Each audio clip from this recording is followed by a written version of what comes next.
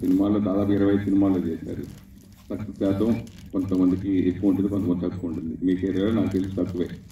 So అలాగే side business కూడా పెట్టుకోవడం జరిగింది. పబ్లుగానే సైడ్ బిజినెస్ కూడా ఇలా అన్ని రంగాల్లో బుల్లితెర చేయడం జరిగింది, ఓటీటీలు, ఇలా అన్ని రంగాల్లో.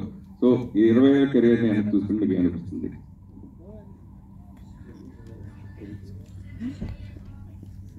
చాలా తెలుసుకున్నానండి.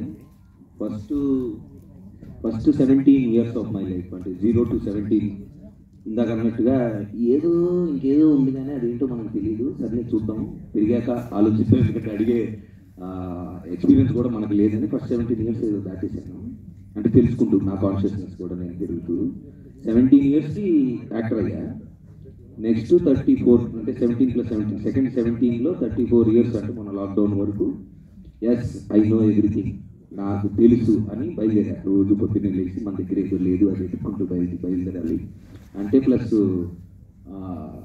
సినిమాలు, ఇప్పుడు ఫస్ట్ ఫిలింలో నాకు సినిమా రిలీజ్ ముందు సూట్ కేసులు వస్తాయి, ఇంటికి జాగ్రత్త తీసుకోబాకు, దొరికిపోతావు, అలాంటి చేయకు, నీ సినిమా అది ఇది అని చెప్పి. అంటే నాకు అంత తెలియదు కదా, బయట నుంచి ఏదో వచ్చాము. 17 yearsకి యాక్టర్ అయిన తర్వాత ఒక రేస్, అంటే ఫస్ట్ 3-4 yearsలోనే 10 ఆల్మోస్ట్ కంటిన్యూస్గా సినిమాలు చేశాను. తర్వాత కొన్ని చేయకూడని చేశాను, కొన్ని వద్దనుకున్నవి కూడా చేశాను. ఏదో అంటే నాకు తెలియదు, అంటే అప్పుడు తెలియదు అన్న విషయం ఇప్పుడు తెలిసింది. So second 17 years of my life till 34 I thought okay, మనకు తెలుసు ఇప్పుడు ఇది మనకు కావాల్సింది, ఇది మనకి ఇది లేదు, పలానా లేదు, దాని వెనకాల వెళ్ళాలి అని ఒక బ్లైండ్ రేస్లో పరిగెత్తాను.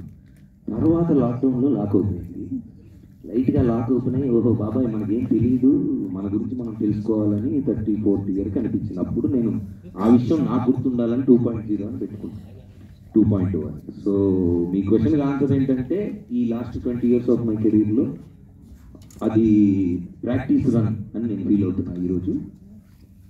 పర్సనల్గా నేను ఆల్రెడీ ఆ పాయింట్ దాటి ఓకే మనకేం తెలియదు, మన గురించి మనం తెలుసుకోవాలనే జర్నీ పర్సనల్గా నేను స్టార్ట్ అయింది.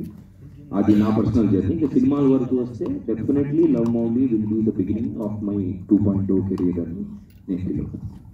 సార్, హీరోగా ఎంత పాపులర్, అలాగే మీ బిజినెస్ పరంగా మీరు పాప్ పట్టడం, ఇప్పుడు ఎక్కడ చూసినా ఏం జరిగిన డ్రగ్స్ అనే నవదీప్ పేరు ఫస్ట్ వచ్చేస్తుంది.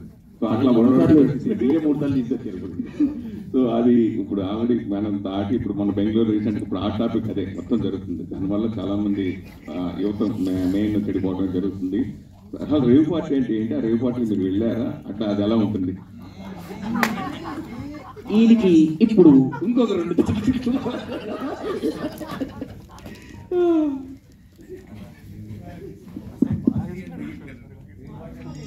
రేవ్ పార్టీ అంటే ఏంటి, ఒక్కొక్కలాగా ఉంటుంది, ఒక్కొక్క దేశంలో ఒక్కొక్కలాగా ఉంటుంది. ఏం చెప్తుంది మీరు